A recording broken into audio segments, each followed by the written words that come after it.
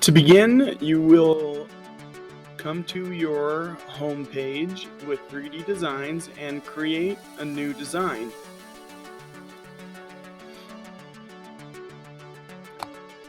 First thing you want to do is come up here in the top left-hand corner and change the name to Keychain and your desk number.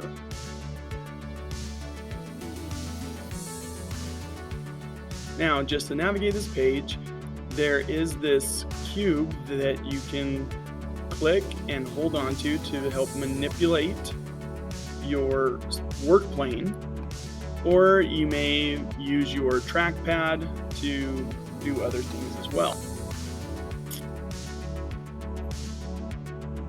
In the bottom right-hand corner, what we want to do is we want to edit our grid, and instead of working in millimeters, this time we are going to work in inches. So make sure we switch to inches, update grid.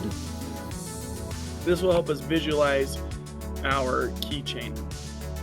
Come to basic shapes, click on the box, and click again to drop it. Now we have our box, and we want to change the height from 1 inch to 1/4 inch. So if I click on the white dot that shows me how tall it is, I can either click and hold and drag it up and down to change it to 1/4 inch, or if I click on it and then I see that this represents 1 inch tall, I'm just going to change that to 1/4 inch in a decimal form, which is 0.25 inches is 1/4 inch, and it shows me as 1/4 down here. Now, if I click on one of these bottom corner boxes, I want to change this to 2 inches. And this one, the width, 3 inches. Okay, so I have my length by my width. It's a 2x3 box. With this being selected, I want to come up here and copy this box and then paste it. So copy and paste. Now I have 2 identical boxes, and I click and drag this one over here, and we're going to manipulate this one slightly different. For our keychain, we want an 1/8 of an inch border around our box. To do that, we're going to cut out the middle. So in order to get 1/4 or an 1/8 of an inch, I need to take off 1/4 inch on each side, because 2/8 inches equals 1/4 inch. So I take 2 minus 0.25, which is 1.75. Then I'm going to do the same thing with 3, and I'm going to subtract 1/4 inch, 2.75. So 3 minus 2.5 is 2.75. I hit enter. Now, if I click on top, you can see that this box is much smaller. Not much smaller, but is smaller than this one. Now, what I want to do with my box is I'm going to levitate it and raise it up by clicking on this triangle, and I'm going to raise it 1/8 of an inch. Okay, so now if I zoom in, you can see that this one's off the ground halfway between this box. So now to work on my box again, what I'm going to do is over here, I have the hole feature, and I'm going to click hole. Now this turns it into an eraser.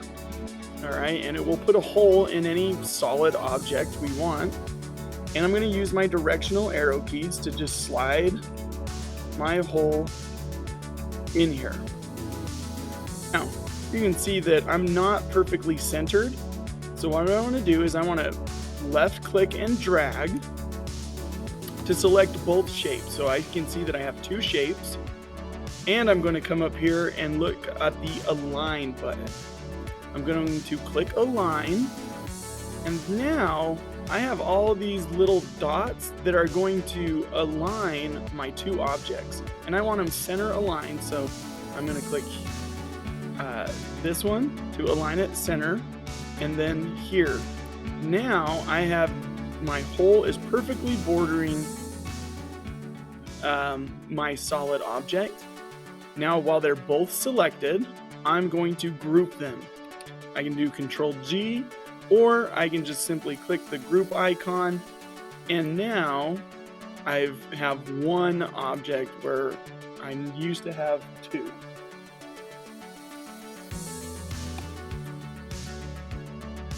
For the next part, I'm going to come to the right and get a I'm going to grab this shape called text, and I'm just going to drag and drop it here. Now this box gives me my options for my text. I want to change the color, so I click on solid color, and I'm going to click on green just so that it stands out and doesn't get mixed in with the red for right now. I'm going to type my name, and I can change the font if I need to, but now you can see that this Ropalato is much too big to fit inside my box.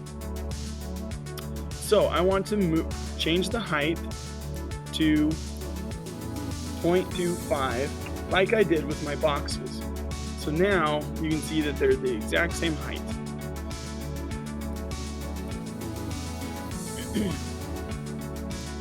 Now if I click and drag these white corner boxes, it's going to free transform my text.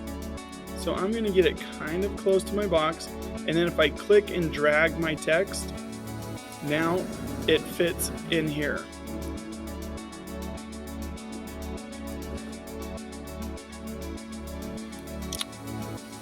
Now I have my text somewhat inside of my box. I can move it around with my arrow keys, and if I even grab on some of these curved arrows, I can rotate my name where I'd like it to fit, or I can drag and get both of my or I can drag and select both of my objects and click the align button again, and I can align these perfect.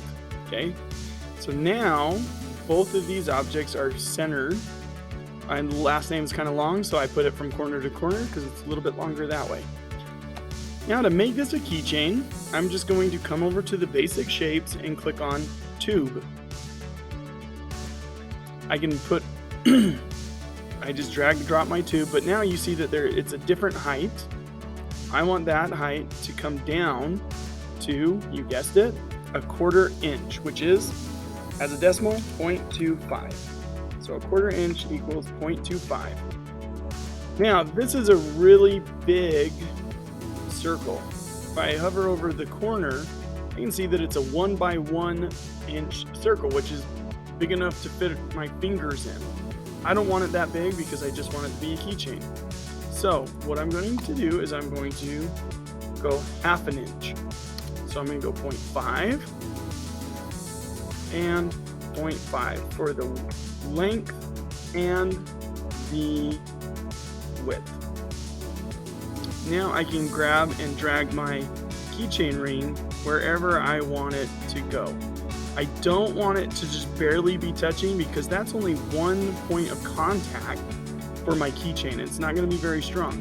So I can either bring it down here or right here. All right, I think I'm going to like mine right like this. Now I can make sure that it's centered if I select both shapes, and I can align, and it's already grayed out, so that means it's centered. If I hold it down here, I get a nice flat surface. Okay, and to complete this, I select all three of my objects, my ring, my box, and my text. And I'm just going to group them together. And now I have one three-dimensional object that now I'm ready to print.